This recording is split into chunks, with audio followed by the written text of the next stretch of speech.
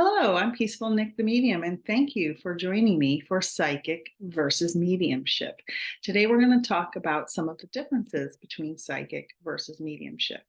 Psychic abilities and mediumship powers are often associated with paranormal or supernatural phenomena, but they involve distinct aspects of perception and communication with the unseen. Here are some of the key differences between psychic and mediumship abilities. I'm going to start with psychic abilities. You've often heard ESP or extrasensory perception. Psychic abilities involve the use of extrasensory perception to gather information beyond the scope of the ordinary senses.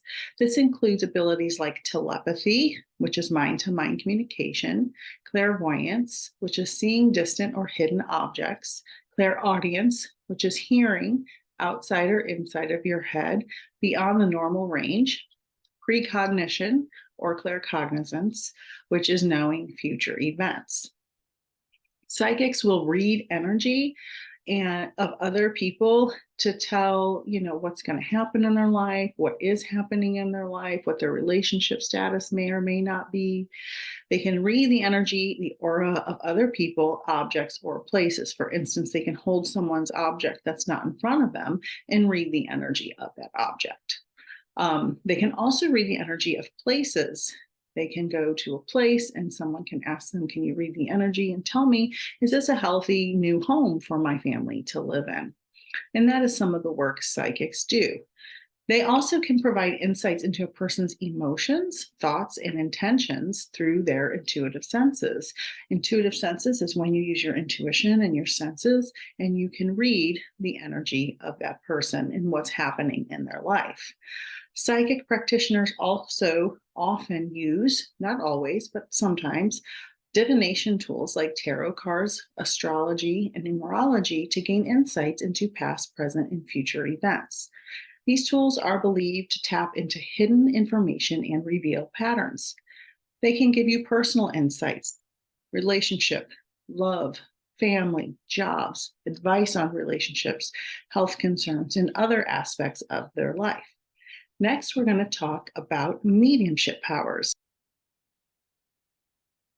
In a mediumship reading, the medium is communicating with the spirit world. I myself am an evidential medium, and I clear a space in my mind to allow communication from spirits in the spirit world of loved ones who've passed away, to give me information and validation that the person I'm relaying the information to here on earth is really communicating through me to their loved one in spirit.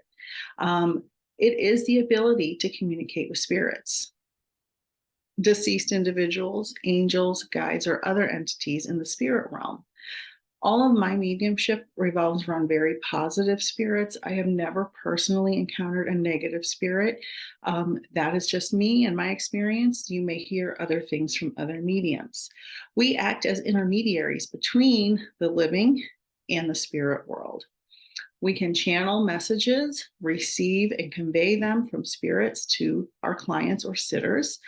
These messages may include personal messages. I get a lot of personal healing messages and guidance from spirit to my clients. That is a big part of what I do in my mediumship readings. I give guidance and I give wisdom. And many mediums also do the same.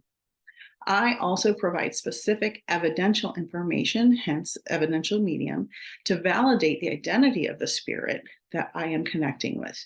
This sometimes is details about their life when they were alive. This can also be events in the sitter or client's life that has happened since the passing.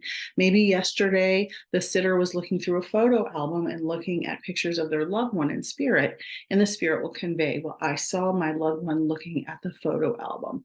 That is part of validation of evidence for the spirit and the sitter that we're actually communicating. We can also get information about the spirit when they were living, their personality, their appearance, events that happened in their life in the past, and again, events that are happening in the sitter's life now currently.